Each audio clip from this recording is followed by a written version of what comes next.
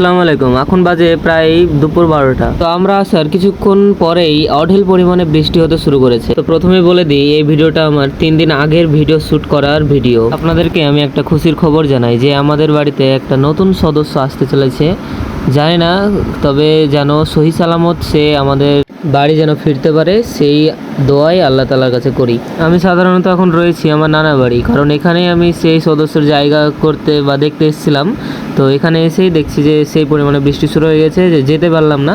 তো আমরা খাটানের ওখানে গেলাম। প্রায় টানা 1 থেকে 1.5 ঘন্টা পরিমাণে বৃষ্টি হওয়ার পর মামা আমাদেরকে নিচে নামতে বলে, কারণ আমাদের এই যে খাটানের পাশে যে বাতরাজগুলো হয়, মানে যে জলে তৈরি হয় যে ঘাসগুলো বা বাতরাজগুলো, সেগুলো আমাদের খাটানে একদম সাইডে লেগে গিয়েছিল। কারণ ওগুলোকে পার না করতে পারলে পরে খাটানের ক্ষতি হতে পারে অনেক বড়, বা বেশ ভাসিয়েও নিয়ে যেতে পারে। বাতরাজগুলোকে এখানে ত্রিকোণ আকারে বাসে ঘেরা রয়েছে, কারণ এর ফলে বাতরাজগুলো ফেলতে অনেক সুবিধা হয়। আমার ঠিক মনে পড়ে যে আমরা যখন এর আগের বার পানি হয়েছিল এবং এভাবে বাতরাজ ঘেরার হয়েছিল না, একদম এসে একদম খাটানে গায়ে গায়ে লেগে গিয়েছিল, যে কারণে আরও বিপদটা কাছে এসেছিল।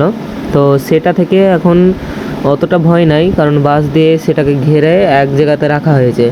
সেগুলোকে আমরা হাত দিয়ে তুলে এপার থেকে ওই পারে ফেলছি। সাধারণত বাঁশটা এমনভাবে রাখা হয় যেন একদম ফেলতে সুবিধা হয় এবং চারিদিককার বাতরাজ যেন একই জায়গাতে আছে জমা হয়। আপাতত দেখছি যে এখানে অল্প পরিমাণে আছে, কিন্তু এর আগের বার প্রায় ডান দিকে কোনো পরিমাণে পানি দেখা যেত না যে এত পরিমাণে বাতরাজ ছিল। সেখান থেকে আমরা খাটানকে সুরক্ষা রেখেছিলাম। তো এটা তো কিছুই নয়। হাত দিয়ে ফেলতে ফেলতে দেখছি তো অনেকটা আলন্তি আসছে, যে অনেকগুলো রয়েছে যেগুলো ফেলবো কী করে।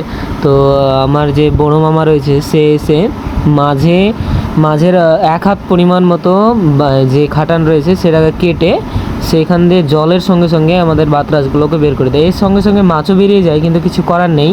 এভাবে বের করে দিলে ও সময়টাও কম লাগবে, খাটনিও কম হবে, যেই কারণে অতটা মাছ গেলে কোনো আমাদের ক্ষতি হয় না।